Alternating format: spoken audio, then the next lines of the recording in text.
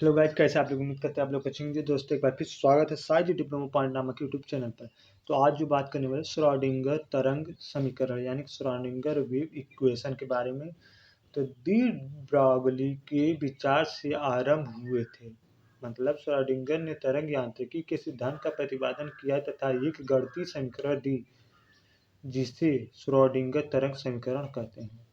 यह समीकरण इलेक्ट्रॉन की अवस्था को उसकी संहत कुल ऊर्जा ई नाभिक के सापेक्ष स्थितिज ऊर्जा वी प्लांक स्थिरांक एच एक्स के सापेक्ष वेग यू तथा एक संख्या साई जिसको इलेक्ट्रॉन का तरंग फलन मतलब वेव फंक्शन कहते हैं के पदों में बताती है। इस समीकरण को हम एक अक्ष में तरंग गति के सामान्य अवकलन समीकरण डिफरेंशियल इक्वेशन से निकाल सकते हैं। अर्थात psi equal to a sine 2 pi x upon lambda.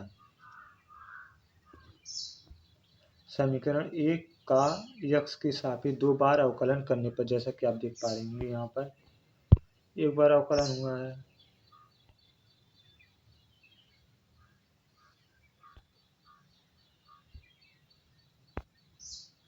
यहाँ पर एक दो बार हुआ है। यहाँ पर यहाँ पर आप देख पा रहे होंगे, एक बार ये है, दूसरी बार ये है। पहली बार ये है ऊपर वाला, दूसरी बार नीचे वाला है।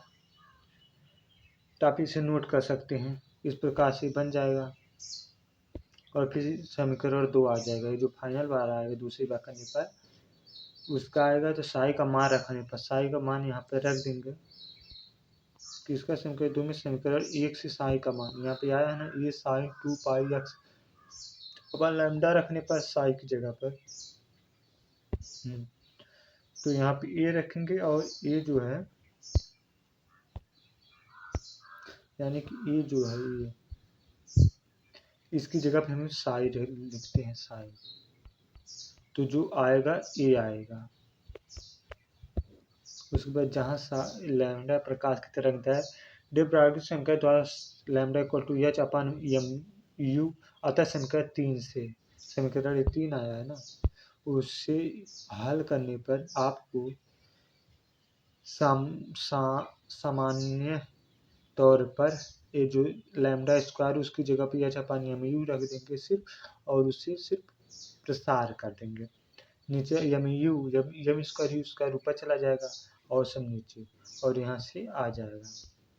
इलेक्ट्रॉन या कण की ऊर्जा का योग ई का मान निम्न होगा, और जो नीचे दिया गया ई इक्वल टू गतिज ऊर्जा प्लस स्थितिज ऊर्जा ई बराबर m u square plus we.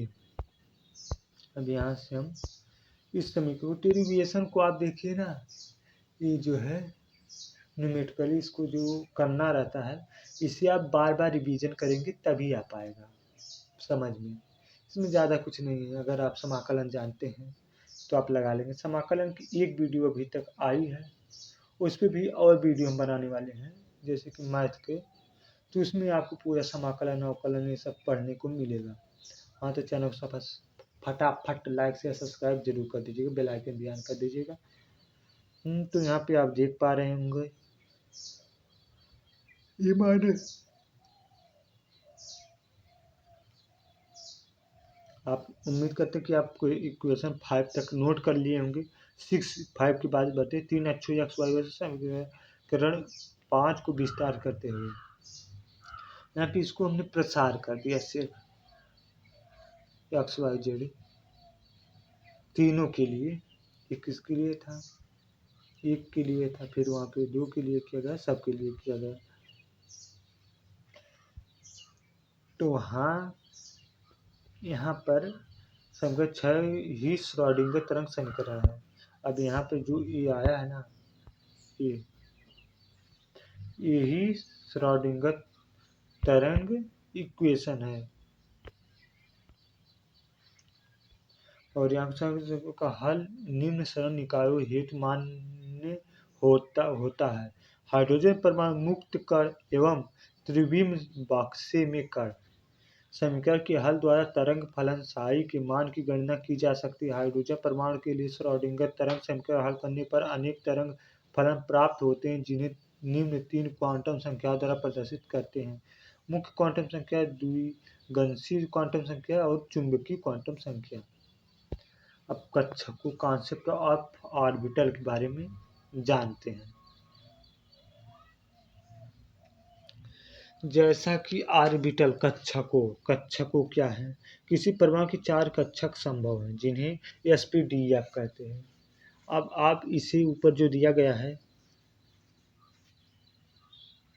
तो उसे आप पढ़ सकते हैं पूरा। नॉर्मली हम कुछ मिनट के लिए शांत हो जाते हैं, यानी कि अगर हम बता दें तो इसे किसे कहते हैं, एक बार हम खुद पढ़ देते हैं।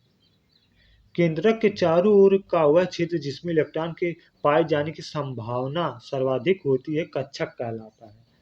अगर आप इसे नॉर्मली पढ़ना चाहते हैं सिर्फ, तो यहाँ से यहाँ तक है, यहाँ तक अगर आप पढ़ लेंगे तो ये इसके हैं। आप यहाँ से ऐसे पढ़ लीजिए और यहाँ तक पढ़ लीजिए, ये है,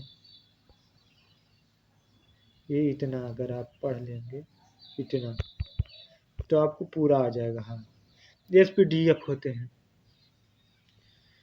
sp-df जिससे आप जानने आगे और विस्तृत जानने का मौका मिलेगा। और यहाँ पे कुछ जानने की कोई ज़्यादा आवश्यकता नहीं, आगे बढ़ते हैं। यहाँ पे KLEMF कक्ष जिसे कहते हैं।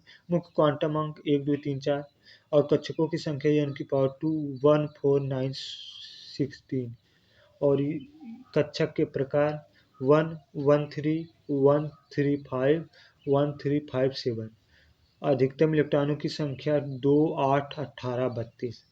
इससे स्पष्ट है कि यह तरंग के लिए 1, पी तरंग के लिए 3, डी तरंग के लिए 5 तथा एफ तरंग के लिए 7 अभिविन्यास संभव हैं, जिनकी आवृत्ति निम्न प्रकार की होती है। अब यहाँ पर यस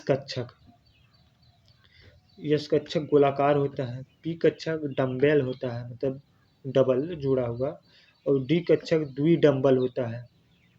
इसमें आप कुछ देखेंगे थोड़े छोटे हैं, कुछ बड़े हैं, ये इसी तरह बनाने ही होते हैं।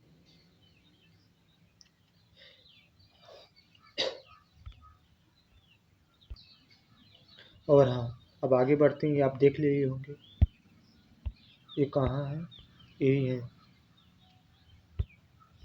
आगे बढ़ते हैं। क्योंकि यह कक्षक का लेवल एक अभिविन्यास, इसलिए इसका आवृत्ति गोली मानी जाती है। गोली आवृत्ति को केवल एक मूल्य अर्थात त्रिज्या द्वारा पूर्णतया व्यक्त करती है। हाइड्रोजन परमाणु 1s कक्षक के नाभिक के चारों पूर्णतः सममित माना जाता है। इसी प्रकार से उच्च क्वांटम संख्याओं वाले 2s या 3s कक्षक भी सममित गोली होते हैं, जिनमें संकेंद्रित गोली कोश होते हैं। 3 p कक्षक px py तथा pz होते हैं। क्योंकि इनकी ऊर्जा समान होती है, इसलिए इनको त्रिविम आकाश में एक दूसरे के समकोण पर 3 अक्षों में अभिविन्यासित मानते हैं। और आप यहाँ पर देख पा रहे हैं, उदाहरण के द्वारा आप समझते हैं सीधे। यहाँ पे कुछ पढ़ने वाली बात यह है, वह क्षेत्र जहाँ प्रायिकता घनत्व शून्य हो जाता है, नोडीय समतल या नोड कहलाता है। और आगे बढ़ते हैं। अब यहाँ पे कुछ बने हुए फिगर जो इम्पोर्टेंट आप देख सकते हैं। यहाँ पर बने n=1, l=0, m=0, sp-df, यहाँ पे sp sp2 sp और यहाँ पे 2px 2py 2pz यहाँ पे बने हुए हैं फिगर। ये देखिए यस के लिए है, ये जो बना है 3, पी के लिए संभव जो है, ये वाई एक्सिस है, ये एक्स एक्सिस है, ये जेड एक्सिस है, x y z, x y Z.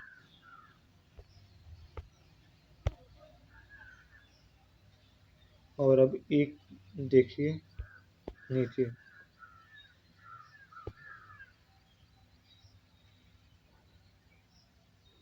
यहाँ पर ये डी के लिए है, ये जो है आपका इतना, ये सब डी के लिए है। अब डी के लिए अगर हम बात करें तो d x y, d x z, d y z, d x square minus y square, d z square यहाँ पर हो जाएंगे। ये डी के लिए है, तीनों दिशाओं में होते हैं ना, चार चार डुअल डंबल होते हैं ना, वो सिंगल डंबल होते हैं। ये एक्स पर बना है ना, बता दें तो ये एक्स पर बना है और ये वाई पे बना, ये जेड पे बना, ये किस पे बना है, और यहाँ पर ये हो गए सभी। और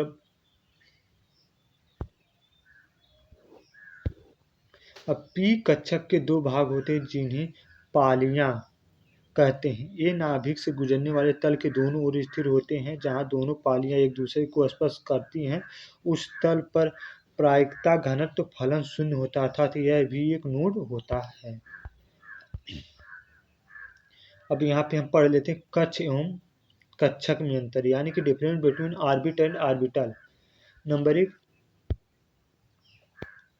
परमाणु में नाभिक के पहले कक्ष पढ़ते हैं फिर कक्षक पढ़ेंगे ना। नंबर 1, परमाणु में नाभिक के चारों ओर की उस नियमित वृत्ताकार पथ को जिसमें इलेक्ट्रॉन नाभिक के चक्कर लगाते हैं कक्ष कहते हैं। परमाणु में नाभिक के परिवेश के उस क्षेत्र को जिसमें एक निश्चित ऊर्जा युक्त इलेक्ट्रॉन के पाए जाने की संभावना सर्वाधिक रहती है कक्षक कहते हैं। कक्ष के लिए कक्ष की संकल्पना इलेक्ट्रॉन की ऋण आवेश युक्त कण प्रकृति पर आधारित है। कक्षक की परिकल्पना इलेक्ट्रॉन की तरंग प्रकृति पर आधारित है। किसी कक्ष की आवृत्ति वृत्ताकार तथा दीर्घ वृत्ताकार हो सकती है। कक्षक की आवृत्ति भिन्न भिन्न उपकक्षों में भिन्न भिन्न प्रकार की होती है, जैसे एस कक्षक की आवृत्ति गोलाकार, पी कक्षक की डम्बेल तथा डी की द्विडम्बेल होती है। कक्ष में इलेक्ट्रॉन का गति करना निश्चित होता है, अनिश्चितता के आधार पर कक्ष में इलेक्ट्रॉन का गति करना निश्चित नहीं होता। अब पांचवा और अंतिम आता है, किसी भी कक्ष में इलेक्ट्रॉन की अधिकतम संख्या 2n⁴ हो सकती है, जहां n कक्ष की संख्या प्रकट करता है। किसी भी कक्ष में इलेक्ट्रॉन की संख्या 2 हो सकती है यदि उन दोनों इलेक्ट्रॉन के परिचक्रण विपरीत हैं। ये हो गए आपके कक्ष तो ऑर्बिट और ऑर्बिटल में अंतर। तो उम्मीद करते हैं आपको वीडियो पसंद आएगा। वीडियो पसंद आए तो लाइक कर दीजिएगा और चैनल पे नया है तो चैनल को सब्सक्राइब करके बेल आइकन भी ऑन कर दीजिए, जिससे आने वाली वीडियो की नोटिफिकेशन मिलती रहे आपको सबसे पहले। तो हाँ, अगर आप अपने किसी भी सब्जेक्ट के बुक के PDF चाहते हैं तो आप टेलीग्राम चैनल को डिस्क्रिप्शन में लिंक दिया गया है, टेलीग्राम चैनल को ज्वाइन करिए, जिसपे आपको हर एक सब्जेक्ट के अभी तक आज की डेट में अभी तक 50 PDF आपके चढ़ चुके हैं। 50 बुक के PDF चढ़ चुके हैं, जो आप उसमें से जाकर के डाउनलोड कर सकते हैं। 50 हैं, आप वहाँ से 50+ ही हैं, तो आप वहाँ से जाके डाउनलोड कर सकते हैं। तो वीडियो पसंद है तो वीडियो को लाइक करिए, दोस्तों को शेयर करिए, चैनल पर नया तो सब्सक्राइब करके दबाइए बेल आइकन, जिससे आने वाली वीडियो की नोटिफिकेशन मिलती है आपको सबसे पहले। तब तक के लिए बाय बाय, टेक केयर, जय हिंद, राधे राधे।